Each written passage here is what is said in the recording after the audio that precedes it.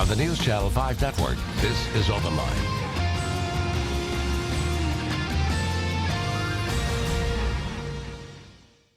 Hi everybody, Monday night. Welcome to Open Line and Medical Monday. I'm Rhori Johnston. We're so glad you're with us tonight.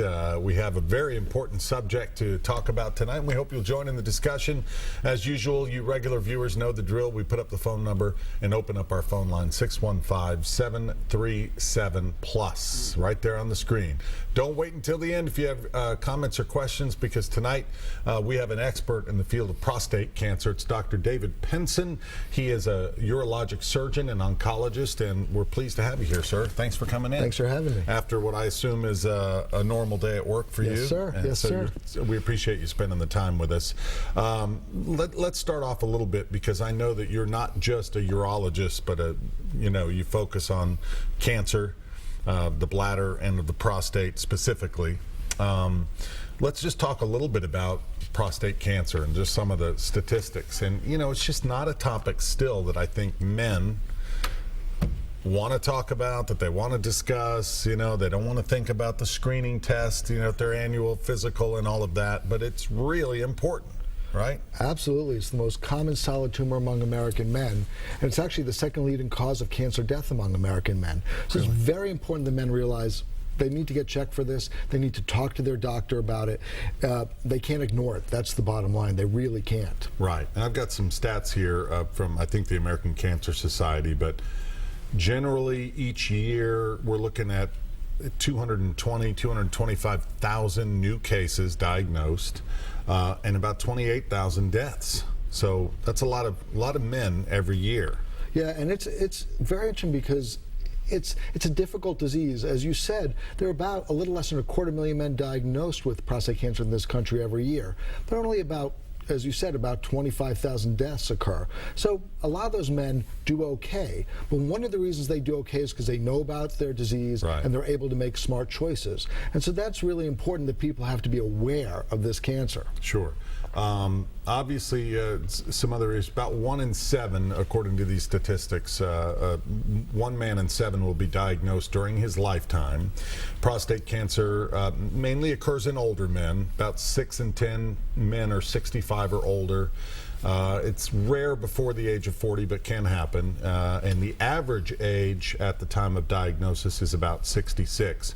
So by the time someone comes to you, I assume maybe they are referred from their primary care physician, right? Yeah, the most common patient I see is a fellow who's had his PSA test, the prostate-specific antigen test, by his primary care provider, and it's a little bit elevated. Right. So they're sent to their urologist to talk about what that means and what the next steps are. And then sometimes we end up doing a prostate biopsy, which is something we do in the office. Most men are terrified of it, and it's really not as bad as guys think it is. It's no one's idea of a good time, but right, it's still a relatively easy procedure in the office. And then we find out whether or not they have prostate cancer, and then it becomes a long discussion about next steps. Next steps, which we're going to talk about, because in recent years there's been a little bit of controversy about the PSA and just kind of the procedures that men should follow and what doctors should be doing and shouldn't be doing. We're going to talk about it. 737-PLUS, if you'd like to join in the discussion. Perhaps you are a prostate cancer survivor or a prostate cancer patient right now, and you'd like to add your 2 cents. We'd love to hear from you. So someone comes to you and they have that elevated PSA. That can mean a lot of things, right? I mean, oh, absolutely. It doesn't necessarily mean you have prostate cancer. The first thing I want to tell patients is, look, there are a lot of things that can make your PSA go up. Yeah, sure, it could be prostate cancer, but another possibility is just benign enlargement of the prostate. As men get older, their prostate gets bigger. And so that can also raise your PSA. Another thing can be low-grade infections. People will say, well, maybe it was because I was riding a bicycle or I had relations with my partner. That usually doesn't do it. It's usually either enlargement of the prostate because it's benign, some sort of infection, or cancer. Mm-hmm. And so the first thing we talk about is this something that needs to be followed up? Some men, they're much older, their prostates are larger, and you say, it's not that elevated, we can watch it. Other guys, particularly younger fellows, you look and you say, gosh, it's elevated, there's no reason for it, we need to think about doing a biopsy. Sure. And, at this point, you go by your experience by your gut, by everything that you bring, your medical experience to the table, where okay, this is why I think we should take this course of action, right? That's correct. One of the things that's most important to me as a physician is to try to make an impact and try to catch the case early if there's cancer there. So I tend to be more aggressive in younger men. You mentioned it's pretty rare under age 40, but it's not that it's unusual, but not completely unusual in men between age 40 and 50, particularly African American men and men with a strong family history. And those men, I want to be as aggressive as possible because I can save their life if I catch it early. Conversely, a fella's 85 years old, he has some other medical issues. That's where you can say, well, it's a little high, but let's not go crazy right now. Right. You mentioned family history. We're learning so much more about genetics and the genetic code and specific genes that we can test for now. Where are we as far as men's health and So in prostate cancer, we've had some real advances in the last few years. There are now a number of genomic tests which are commercially available, which are really not so helpful in picking out who has cancer and who doesn't, but can be very helpful in picking out who has an aggressive cancer and who has a indolent, slow-growing cancer. Because some of these prostate cancers, they can sit there for years and not cause any problems, and some of them can be very aggressive. I tell people prostate cancer is a little bit like the dog family. You can have a pit bull or a poodle. Part of my job is to figure out which it is. And those genomic tests now are becoming very helpful in putting that together. Sure. 737+, if you'd like to call, let's go ahead and take one caller if we're ready. We've got Paul on line 1. Hi, Paul. Hey, good afternoon, gentlemen. How you doing? Doing well. What's on your mind? Oh, good. I guess, Doctor, I am in the absolute highest risk that you could have for prostate cancer. My father passed away with prostate cancer in 1995, and he was 55 years old, and he was diagnosed when he was 51. He lived about 4.5 years with it, and they give him only 6 months to live when they diagnosed him. But my father was an iron worker. He set steel on buildings and was in fabulous physical shape and got prostate cancer. And when he died, doctor, he weighed only 78 pounds. Wow. Oh, that's terrible. So it was obviously a pretty aggressive cancer when he was diagnosed. Yes, sir. It was, and I tell you what, I hope the good Lord takes me in another kind of way.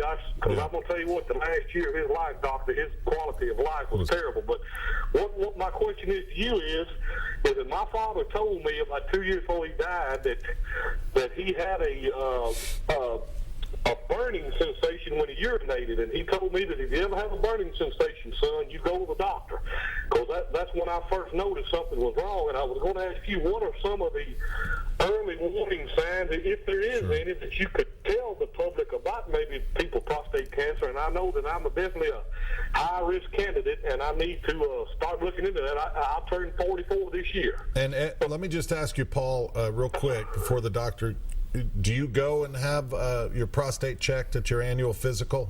I have not done that. I'm not proud to admit that. I have neglected to do that, and I certainly need to put that on my list to do.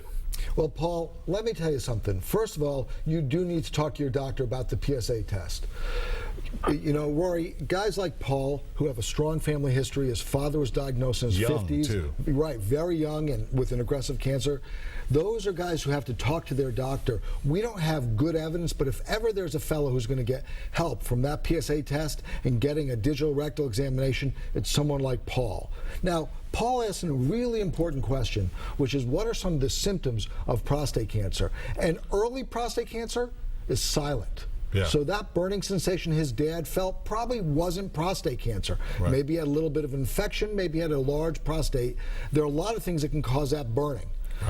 So I don't think that was the first sign. Unfortunately for Paul's dad, it probably had spread if it went that quickly. And then when it spreads, it's got a lot of signs and symptoms that we don't even like to think about, which is why we really want to catch it earlier. So for men like Paul, African American men, men with strong family histories, they really need to be talking to their physician starting at age 40.